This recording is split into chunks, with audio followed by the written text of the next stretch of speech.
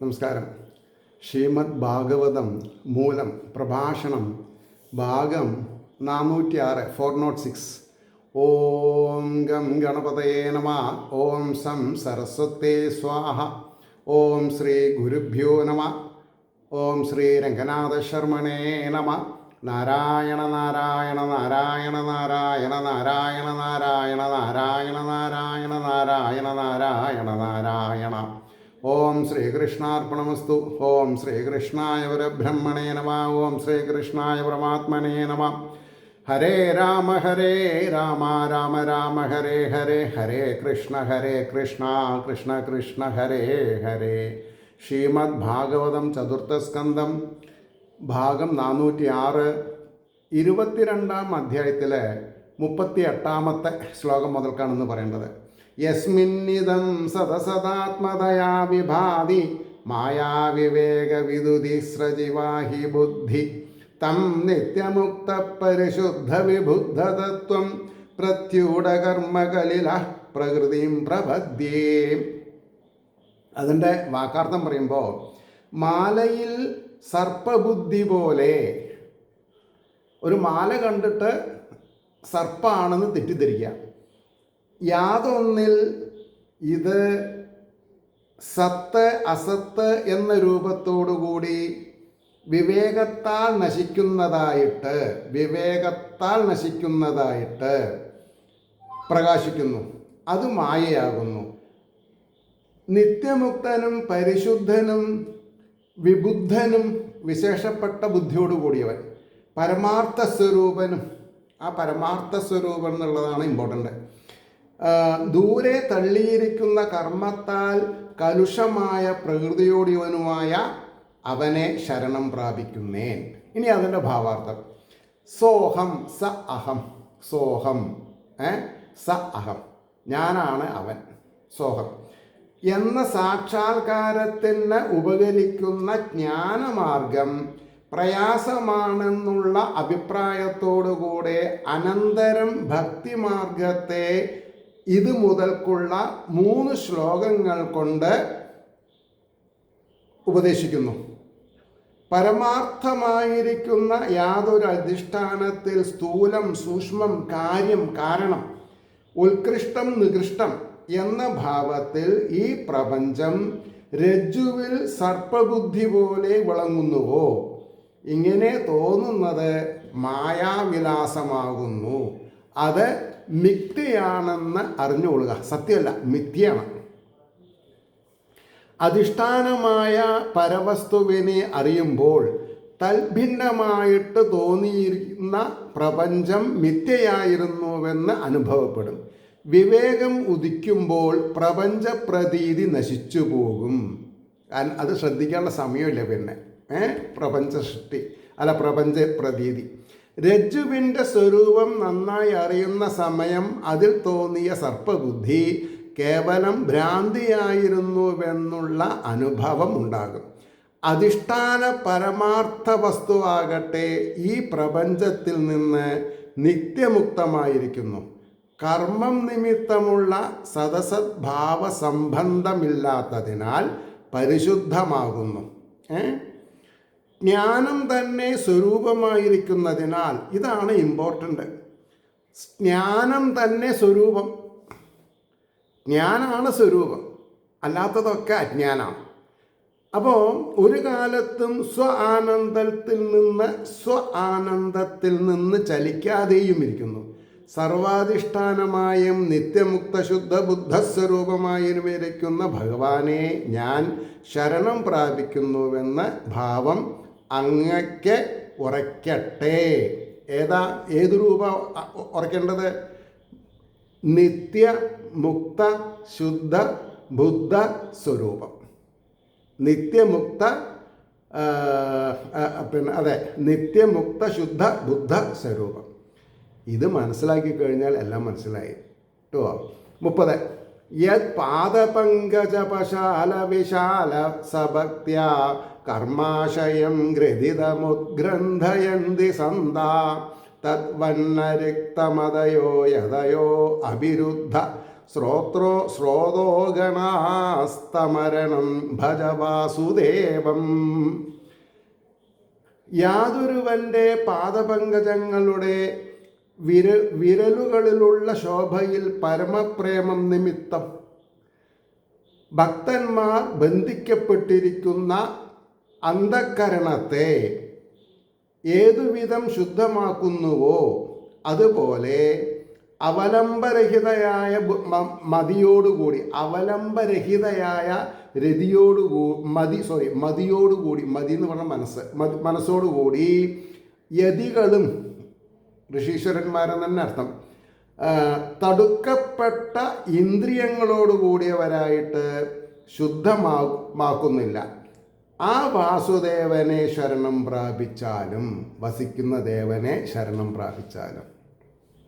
അതിൻ്റെ ഭാവാർത്ഥം ആദ്യം ജ്ഞാനമാർഗം ഉപദേശിച്ച ശേഷം പിന്നെ ഭക്തിമാർഗത്തെ ഉപദേശിക്കുന്നത് എന്തുകൊണ്ടാണെന്ന് ശങ്കിക്കേണ്ട. വളരെ ഇമ്പോർട്ടൻ്റ് ആണത്. ജ്ഞാനമാർഗം ദുഷ്കരം, ഭക്തിമാർഗം സുകരം എന്നുള്ള അഭിപ്രായത്തോടു കൂടെ പറയുന്നു. അതായത് ജ്ഞാനമാർഗം ദുഷ്കരം, ഭക്തിമാർഗം സുകരം. അപ്പോൾ ആദ്യം ശ്രദ്ധിച്ച് ജ്ഞാനമാർഗമായ പിന്നെ ഭക്തി എളുപ്പമായി. യാതൊരു ഭഗവാന്റെ ചെന്താമരപ്പൂവിന് തുല്യങ്ങളായ പാദങ്ങളിലെ ദളങ്ങൾക്ക് തുല്യങ്ങളായ വിരലുകളിൽ നിന്ന് പുറപ്പെടുന്ന കാന്തിയിലുള്ള പരമപ്രേമത്തെ അവലംബമായി സ്വീകരിച്ച സത്തുക്കൾ കർമ്മങ്ങളുടെ വാസനകളാൽ അവശനായിരിക്കുന്ന അന്ധകരണത്തെ ഏതുവിധം പരിശുദ്ധമാക്കി തീർക്കുന്നുവോ ആ അവലംബത്തെ ആശ്രയിക്കാതെ ഇരിക്കുന്ന ബുദ്ധിവൃത്തിയോടുകൂടിയ യതികളെ ഋഷീശ്വരന്മാരെ ഇന്ദ്രിയങ്ങളെ വിഷയങ്ങളിൽ നിന്ന് നിരോധിപ്പാൻ പരിശ്രമിക്കുന്നവരായിരുന്നാലും അത് അത്ര എളുപ്പത്തിൽ മനസ്സിനെ നിശ്ചലമാക്കുവാൻ സമർത്ഥന്മാരാകുന്നില്ല. അതിനാൽ ഹൃദയാന്തർഭാഗത്തിൽ വസിക്കുന്ന ആ വാസുദേവനെ അങ്ങ് ശരണം പ്രാപിച്ചാലും. ആരെയും ഷീട്ട് വേണ്ടല്ലോ, സമയം നോക്കണ്ടല്ലോ. ഏത് സമയത്തും അവരവരുടെ മനസ്സിലുള്ള ചൈതന്യത്തിനെ അനുസന്ധാനം ചെയ്തൂടെ, അവരവർ ശ്രദ്ധിച്ചാൽ പോരെ. അതാ പറഞ്ഞത് 40ാമത്തെ ശ്ലോകം. കൃസ്രോ മഹാനിഹഭവാർണവമപ്ലവേഷാം ഷഡ്വർഗനക്രമസുഖേന തിദീരശന്തി തത്വം ഹരേർഭഗവതോ ഭജനീയമംഗ്രിം കൃത്തോടുഭം വ്യസനമുത്തരദുസ്തരാർണം. ഷഡ്വർഗമാകുന്ന നക്രത്തോടു കൂടിയ ഷഡ്വർഗം ജനനം, മരണം, വലുതാവുക, സ്ഥിതി ചെയ്യുക, നരയ്ക്കുക, മരിക്കുക. നക്രത്തോടു കൂടിയ, നക്രം എന്ന് പറഞ്ഞാൽ മുതല, ഭവാർണവം സംസാര സമുദ്രത്തെ സുഖമാർഗത്തെ ആശ്രയിക്കാതെ യാതൊരുത്തർ കടക്കുവാൻ ആഗ്രഹിക്കുന്നുവോ ആ കപ്പൽ സ്വരൂപമായിട്ട് ഈശ്വരനെ ആശ്രയിക്കാത്തവർക്ക്, അതായത് കപ്പൽ ഈശ്വരനാണെന്ന് വിചാരിക്കാം. അപ്പോൾ ഈ കപ്പലിനെ ആശ്രയിക്കണില്ല എന്ന് പറഞ്ഞാൽ സമുദ്രം തരണം ചെയ്യാൻ ഈശ്വരനെ അല്ലെങ്കിൽ ഈശ്വരനാകുന്ന കപ്പൽ, കാറ്റാകുന്ന തരം ന്യൂക്ലിയർ പവർ അല്ലേ. അതുകൊണ്ടാണ് മാർഗത്തിൽ പ്രയാസം അധികം. അതുകൊണ്ട് അങ്ങ് ഭഗവാനായ ഹരിയുടെ ഭജിപ്പാൻ യോഗ്യമായ പദത്തെ കപ്പലാക്കി കൽപ്പിച്ച് കടപ്പാൻ കഴിയാത്ത സമുദ്രസ്വരൂപമായ സംസാര ദുഃഖത്തെ കടന്നാലും. എത്ര ഡെലിഗേറ്റ് ആയിട്ടുള്ള സബ്ജക്റ്റിനെ നിസ്സാരമായിട്ട് ഇവിടെ പറഞ്ഞു തരുന്നത്. എന്തുകൊണ്ട് മനുഷ്യന്മാരിത് മനസ്സിലാക്കണില്ല? ഇനി അതിൻ്റെ ഭാവാർത്ഥം നോക്കോളൂ. ജ്ഞാനമാർഗം മുക്തിപ്രദമല്ലെന്നല്ല. ജ്ഞാനമാർഗം മുക്തിപ്രദമാണ്, പക്ഷേ it not easy for general people. പ്രയാസം അധികമാണെന്ന് മാത്രമാണ് എന്ന് സൂചിപ്പിച്ചുകൊണ്ട് സുഖമാർഗമായ ഭക്തിയെ ഉപദേശിച്ച് അവസാനിപ്പിക്കുന്നു.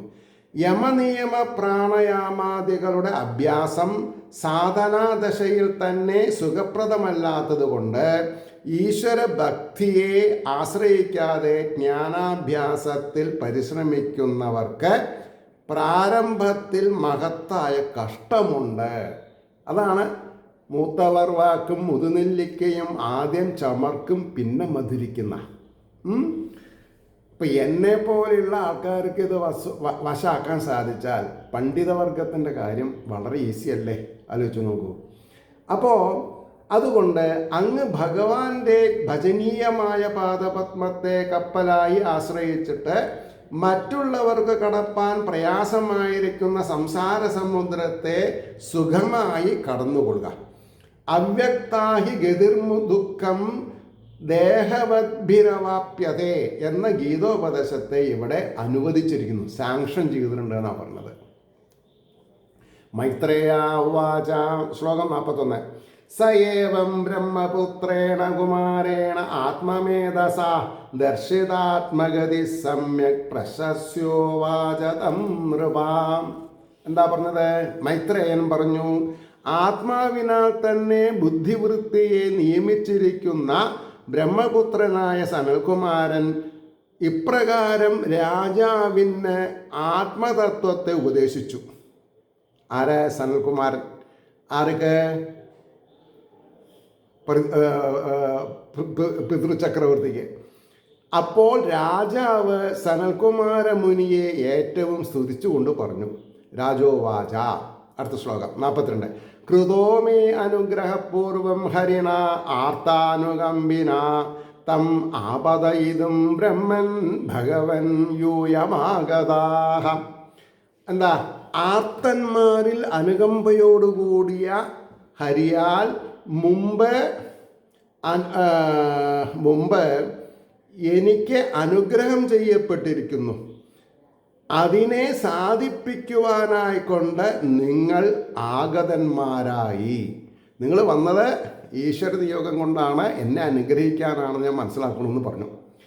അതിൻ്റെ ഭാവാർത്ഥം ഇത് മുതൽ 6 ശ്ലോകം രാജവചനം, രാജാവ് പൃഥുചക്രവർത്തിയുടെ വാക്കുകളാണ്. ഹേ ബ്രഹ്മൻ, ഹേ ഭഗവൻ, നിങ്ങളിൽ നിന്ന് ആത്മജ്ഞാനലാഭം എനിക്കുണ്ടാകുമെന്ന് ദുഃഖിതന്മാരിൽ കരുണയോടുകൂടിയ ശ്രീഹരിയാൽ എനിക്ക് അനുഗ്രഹം നൽകപ്പെട്ടിരുന്നു. അതിനെ സാധിപ്പിക്കുവാനായി കൊണ്ട് നിങ്ങൾ ആഗമിച്ചിരിക്കുന്നു. എനിക്ക് അഡ്വാൻസ് ഇൻഫർമേഷൻ കിട്ടിയിട്ടുണ്ട് എന്ന് പൃഥുചക്രവർത്തി പറഞ്ഞു. 43. നിഷ്പാദിതശ്ച കാർഷ്ണീന ഭഗവൽ ഭൃഗൃണാലുഭി സാധുച്ചിഷ്ടം ഹി സർവം മേ ആത്മനാ സഹിക്കും ദഹ്ദേ. കരുണാശീലന്മാരായ ഭഗവാന്മാരാൽ പൂർണ്ണമായിട്ട് സാധിപ്പിക്കപ്പെടുകയും ചെയ്തു. ശരീരത്തോടുകൂടിയ എനിക്കുള്ളതെല്ലാം സാധുക്കളുടെ ഉച്ഛിഷ്ടമാകുന്നു. എന്തിനെ ഞാൻ നൽകും എന്ന് ചോദിച്ചു. ഇനി അതിൻ്റെ ഭാവാർത്ഥം പറയണം. ഭഗവാനിൽ നിന്ന് അന്യന്മാരും കൃപാലുക്കളുമായ നിങ്ങൾ ഭഗവാൻ നൽകിയ അനുഗ്രഹത്തെ പരിപൂർണമായിട്ട് സാധിപ്പിച്ചു. നിങ്ങൾക്ക് ഞാൻ ഗുരുദക്ഷിണ ചെയ്യേണ്ടതാണ്. അതാണ് ഏറ്റവും പ്രധാന ഭാഗം. അത് പക്ഷേ എന്താണ് ഞാൻ നൽകേണ്ടത്? എൻ്റെ സ്വന്തമായിട്ട് എനിക്ക് യാതൊന്നുമില്ലല്ലോ. ഇതാണ് സിൻസിയറിറ്റീൻ്റെ ഏറ്റവും ഉത്തമ ഉദാഹരണം. എന്താ നമ്മുടെ ഉള്ളത്? മനസ്സ്. ആ മനസ്സിനോട് കൊടുക്കുക. അപ്പോൾ പറഞ്ഞു, എൻ്റെ സ്വന്തമായിട്ട് എനിക്ക് യാതൊന്നുമില്ലല്ലോ. എൻ്റെ ശരീരവും രാജാതി സർവവും സാധുക്കളുടെ അനുഗ്രഹത്താൽ എനിക്ക് സിദ്ധിച്ചതാകയാൽ അതെല്ലാം സാധുക്കളുടേത് തന്നെയാകുന്നു. അവയെ ദാനം ചെയ്യുവാൻ എനിക്ക് അധികാരമില്ല. അടുത്ത ശ്ലോകം 44. പ്രാണാധാരാസുതാ ബ്രഹ്മൻ ഗൃഹാച്ഛാസപരിച്ഛത രാജം ബലം മഹീകോശ ഇതി സർവം നിവേദിതം.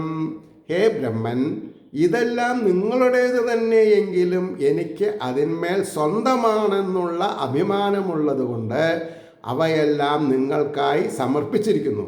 പ്രാണങ്ങൾ, ഭാര്യ, പുത്രന്മാർ, ഗൃഹങ്ങൾ, ഉപകരണങ്ങൾ, രാജ്യം, സൈന്യം, ഭൂമി, ഭണ്ഡാരം എന്നിവ സർവവും നിങ്ങൾക്കായി സമർപ്പിച്ചിരിക്കുന്നു എന്നാണ് പറഞ്ഞത്. ഇത് മനസ്സിലാക്കാൻ കുറച്ച് ബുദ്ധിമുട്ടണം, കുറച്ചൊരു എന്താ പറയുക, ഒരു മാഗ്നാനിമിറ്റി ഉണ്ടാവണം, മാഗ്നാനിമസ് മൈൻഡ് ഓഫ് തോട്ട്സ് എന്നൊക്കെ പറയും. അപ്പോൾ 45-ാമത്തെ ശ്ലോകം, സൈനാപത്യം ച രാജം ച ദണ്ഡനേതൃത്വമേവ ച സർവലോകാധിപത്യം ച വേദശാസ്ത്രവിദർഹതി.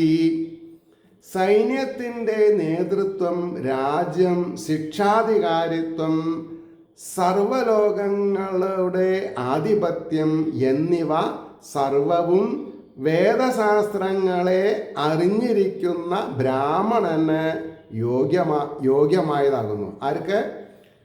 സർവവും വേദശാസ്ത്രങ്ങളെ അറിഞ്ഞിരിക്കുന്ന ബ്രാഹ്മണന് യോഗ്യമായതാകുന്നു എന്ന് പറഞ്ഞു.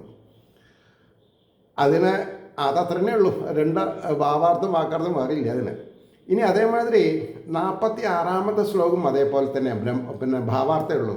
സ്വമേവ ബ്രാഹ്മണോ ഭുക്തേ സ്വംവസ്തേ സ്വം ദദാതി ച തൈസൈവാനുഗ്രഹേണാന്നം ഭുഞ്ചതേ ക്ഷത്രിയാദയാ.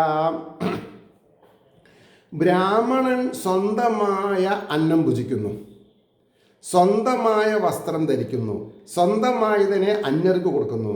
ബ്രാഹ്മണൻ്റെ അനുഗ്രഹത്താൽ തന്നെ ക്ഷത്രിയാദികൾ അന്നം ഭുജിക്കുന്നു എന്നാ. വളരെ സിൻസിയർ എന്താ എനിക്ക് പറയാൻ പറ്റില്ല അതിനെ പറ്റിയിട്ട്. എന്താ അതെന്നുള്ളത് അനുഭവിക്കുന്ന വേണം. 47 4 വരി ശ്ലോകമാണ്. യൈരീദൃശീ ഭഗവതോ ഗതിരാത്മവാദേ ഏകാന്തതോ നിഗമഭിപ്രതിപാദിതാന്ന തുഷ്യന്തദഭ്രകരുണാ സ്വകൃതേന നിത്യം കോ നാമ തത്പ്രതികരോധി വിനോദപാത്രം. വേദജ്ഞന്മാരായ യാതൊരുത്തരാൽ ആത്മവിചാരത്തിൽ ഭഗവാന്റെ ഇപ്രകാരമുള്ള തത്വം നിശ്ചിതമായിട്ട് ഞങ്ങളോട് പ്രതിപാദിക്കപ്പെട്ടുവോ? ബഹുലമായ കാരുണ്യത്തോട് കൂടിയ അവർ എപ്പോഴും സ്വപ്രവൃത്തിയാൽ സന്തോഷിക്കണം. സ്വപ്രവൃത്തിയിൽ സ്വയം സന്തോഷിക്കാണ്ട് എങ്ങനെ മറ്റുള്ളവർ സന്തോഷിക്കുക? ഏതൊരുവൻ ഉദപാത്രം അഞ്ജലിബന്ധമല്ലാതെ, ഭഗവാൻ അഞ്ജലിബന്ധം ചെയ്താൽ തന്നെ നമ്മളെ സമസ്തം സമർപ്പണം ചെയ്ത് കൂടുതലായി അഞ്ജലിബന്ധം ചെയ്യുക. അല്ലാതെ അതിന് പകരം ചെയ്യുന്നു, വേറെ ഒന്നും ചെയ്യാനില്ല എന്നാണ് പറഞ്ഞത്. അതിൻ്റെ ഭാവാർത്ഥം, വേദശാസ്ത്രങ്ങളെ നന്നായി അറിഞ്ഞിരിക്കുന്ന യാതൊരു നിങ്ങൾ ആത്മവിചാരത്താൽ നിശ്ചയിക്കപ്പെട്ടിരിക്കുന്ന പരമാർത്ഥ തത്വത്തെ ഇപ്രകാരം ഞങ്ങളോട് ഉപദേശിച്ചുവോ? ആ നിങ്ങൾ പരാനുഗ്രഹ രൂപമായ, അതായത് മറ്റുള്ളവരെ അനുഗ്രഹിക്കുക എന്നുള്ളതാണ് നിങ്ങളുടെ ഉദ്ദേശം. നിങ്ങളുടെ ആ പ്രവൃത്തി കൊണ്ട് തന്നെ സന്തോഷിക്കണം. നിങ്ങളുടെ നേരെ അഞ്ജലിബന്ധം ചെയ്ത് നമസ്കരിക്കുക എന്ന ഒന്നു മാത്രമല്ലാതെ മറ്റൊരു വിധത്തിൽ പ്രത്യുപകാരം ചെയ്യുവാൻ ആർക്കും ശക്തിയില്ല. അതാണ് നമസ്കാരത്തിൻ്റെ ബലം. നമസ്കാരം എന്ന് പറഞ്ഞുണ്ടല്ലോ, അതിൻ്റെ വെയിറ്റ് ഹിമവൽ പർവ്വതത്തിനേക്കാൾ വലുതാ. അപ്പോൾ സ്വപ്രവൃത്തിയാൽ തന്നെ സന്തോഷിക്കുവാൻ തക്കവിധം പരന്മാരിൽ കാരുണ്യമുള്ളവരാകുന്നു മഹാന്മാരായ നിങ്ങൾ എന്ന് മനസ്സിലാക്കണം. മൈത്രേയ ഉവാച ശ്ലോകം 48. ത ആത്മയോഗപതയ ആദിരാജേന പൂജിത ശീലം തദീയം സംസന്ത ഘേ അഭൂവൻ മിഷതാം നൃണാം. അതായത് ആത്മയോഗത്തിൻ്റെ പതികളായ അവർ ആദിരാജനാൽ പൂജിക്കപ്പെട്ടവരും ആദിദേഹത്തിൻ്റെ ശൗശീല്യത്തെ അദ്ദേഹത്തിൻ്റെ ശൗശീല്യത്തെ പുകഴ്ത്തുന്നവരുമായിട്ട് ജനങ്ങൾ നോക്കിയിരിക്കെ ആകാശത്തിൽ പ്രവേശിച്ചു. അതായത് ഈ പൃഥു ചക്രവർത്തിനെ അനുഗ്രഹിച്ച് ഈ നാല് സംഘം സനകാദി മുനീശ്വരന്മാർ ഭൂമിയിൽ നിന്ന് അപ്രത്യക്ഷമായി ആകാശത്തിലേക്ക് പോയി. മൈത്രേയൻ പറഞ്ഞു അതിൻ്റെ ഭാവാർത്ഥം: ആത്മജ്ഞാനത്തെ ഉപദേശിക്കുന്ന ആചാര്യന്മാരിൽ പ്രധാനികളായ അവർ ആദിരാജനായ പൃഥുചക്രവർത്തിയാൽ പൂജിക്കപ്പെട്ടവരും അദ്ദേഹത്തിൻ്റെ സൽസ്വഭാവത്തെ പ്രശംസിക്കുന്നവരുമായിട്ട് അവിടെയുള്ള ജനങ്ങൾ നോക്കിയിരിക്കെ ആകാശമാർഗത്തിൽ കൂടെ പോകുകയും ചെയ്തു എന്ന് പറഞ്ഞു. 49 വൈന്യസ്തു ധുര്യോ മഹതാം സംസ്ഥിതാധ്യാത്മശിക്ഷയാ ആപ്തകാമയുവാത്മാനം മേന ആത്മനിവൃസ്ഥിതാം. മഹാന്മാരിൽ ശ്രേഷ്ഠനും ആത്മതത്വോപദേശത്താൽ സിദ്ധിച്ചിരിക്കുന്ന മനസ്സിൻ്റെ നിശ്ചലത നിമിത്തം ആത്മാവിൽ സ്ഥിതി ചെയ്യുന്നവനുമായ, ഇതാണ് നമ്മൾ മനസ്സിലാക്കേണ്ടത്, ആത്മാവിൽ സ്ഥിതി ചെയ്യുന്നവനുമായിരിക്കുന്ന പൃഥുചക്രവർത്തിയാകട്ടെ ആത്മാവിനെ കൃതാർത്ഥമായിട്ട് തന്നെ വിചാരിച്ചു. ആത്മാവന്നെയാണ് എല്ലാം.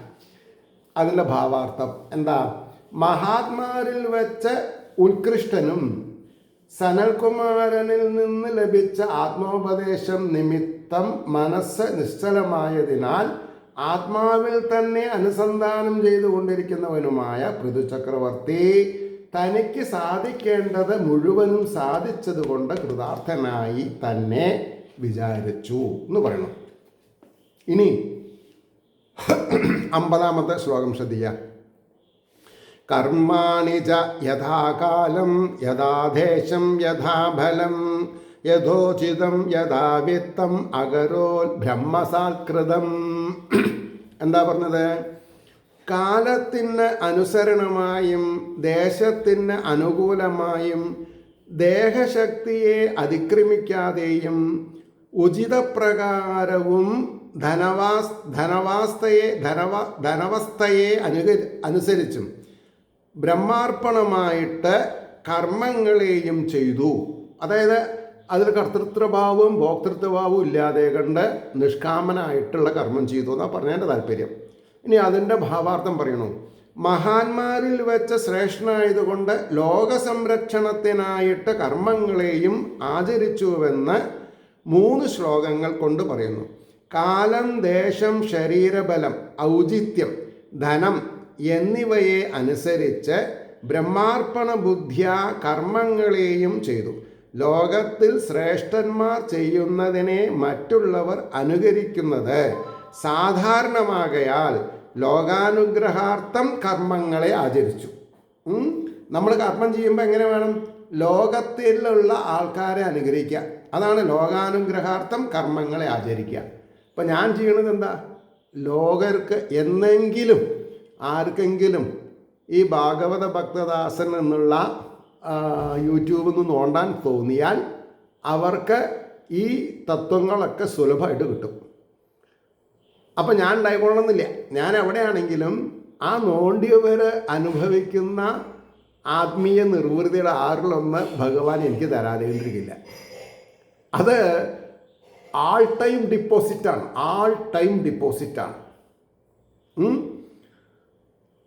അപ്പോൾ 51-ാമത്തെ ശ്ലോകം നോക്കുക. ഫലം ബ്രഹ്മണി വിന്യസ്യ നിർവിഷംഗസമാഹിത കർമാധ്യക്ഷം ച മന്വാന ആത്മാനം പ്രകൃതേ പരം. പ്രകൃതിയിൽ നിന്ന് മേലെയാണ് ആര്? ആത്മാവ്. പ്രകൃതിയുടെ നിയന്താവാണ്, നിയാമകനാണ്. അപ്പോൾ പറയണു, ഫലത്തെ ബ്രഹ്മത്തിൽ സമർപ്പിച്ചിട്ട് സംഘമില്ലാത്തവനും, അതായത് ഒന്നിനോടും സംഘമില്ലാത്തവനും സാവധാനനും പ്രകൃതിയിൽ നിന്ന് പരനായിരിക്കുന്ന ആത്മാവിനെ കർമ്മസാക്ഷിയായിട്ട് വിചാരിക്കുന്നവനുമായി, അതായത് ഞാനും നിങ്ങളും അനവരതം ചെയ്തു കൂട്ടുന്ന കർമ്മങ്ങളുടെ സാക്ഷി നമ്മുടെ ആത്മാവാണ്. ഇതാണ് ഭാഗവതാചാര്യൻ ഭാഗവത ശ്രോതാക്കളെ പറഞ്ഞ് മനസ്സിലാക്കേണ്ടത്. നിങ്ങളുടെ ഉള്ളിലുള്ള ചൈതന്യമാണ് നിങ്ങളുടെ കണക്ക് എഴുത്തുകാരെന്ന് മനസ്സിലാക്കി കഴിഞ്ഞാൽ അക്രമങ്ങൾ ചെയ്താൽ അവരെ വന്നാൽ പിന്നെ അവർ തെറ്റ് ചെയ്യില്ല. അതിൻ്റെ ഭാവാർത്ഥം പറഞ്ഞിട്ട് നിർത്താം. ബ്രഹ്മാർപ്പണ ബുദ്ധിയ കർമ്മം ചെയ്തുവെന്ന് പൂർവശ്ലോകത്തിൽ പറഞ്ഞതിൻ്റെ സ്വഭാവത്തെ ഭഗവാനിൽ സ്വഭാവത്തെ 2 ശ്ലോകം കൊണ്ട് വിവരിക്കുന്നു. കർമ്മഫലത്തെ ഭഗവാനിൽ സമർപ്പിച്ചു. ഈ കർമ്മത്താൽ ഭഗവാൻ പ്രസാദിക്കണം. അന്യമായ ഫലത്തെ ഞാൻ ആഗ്രഹിക്കുന്നില്ല. ഞാൻ എന്തൊക്കെ ചെയ്യണു അതൊക്കെ ഭഗവാൻ പ്രീതിപ്പെടാൻ വേണ്ടിയിട്ടാണ്. എനിക്ക് വേറെ ഒന്നും വേണ്ട. ഭഗവാൻ പ്രീതിയായാൽ top to bottom, bottom to top ഭഗവാൻ എന്നെ ശ്രദ്ധിക്കും എന്ന് എനിക്ക് അറിയുകയും ചെയ്യാം. പിന്നെന്താ? അപ്പോൾ എന്ന സങ്കല്പമാണ് ഭഗവാനിൽ ഫലത്തെ സമർപ്പിക്കുന്നതിൻ്റെ സ്വരൂപം. ഞാൻ കർമ്മം ചെയ്യുന്നുവെന്നുള്ള ഭാവമില്ലാതെ എല്ലാവരെയും സമുചിത കർമ്മത്തിൽ ഭഗവാൻ പ്രവർത്തിപ്പിക്കുന്നു എന്നുള്ള സമാധാനത്തോടുകൂടെയും സർവകർമ്മങ്ങളുടെ സാക്ഷിയും പ്രകൃതികാര്യങ്ങളായ ദേഹാദികളിൽ നിന്ന് വേറിട്ടിരിക്കുന്നവനുമായ പരമാത്മാവിനെ ഭാവിച്ചുകൊണ്ടും സമുചിത കർമ്മങ്ങളെ നടത്തി എന്നാണ് പറഞ്ഞതിൻ്റെ താല്പര്യം. അങ്ങനെയിരിക്കുന്ന ശ്രീഹരിയുടെ അനുഗ്രഹാശിസ്സുകൾ നമ്മൾക്ക് എല്ലാവർക്കും സദാസമയം ഉണ്ടാവട്ടെ എന്ന് പ്രാർത്ഥിക്കുന്നതിനോടൊപ്പം നമ്മുടെ ഓരോരുത്തരുടെയും പ്രാർത്ഥന ലോകാസമസ്ത സുഖിനോ ഭവന്തു ആയിരിക്കട്ടെ എന്ന് സ്മരിച്ചുകൊണ്ട് വാക്കുകൾ ഉപസംഹരിക്കുന്നു. നമസ്കാരം. നാളെ കാണാം.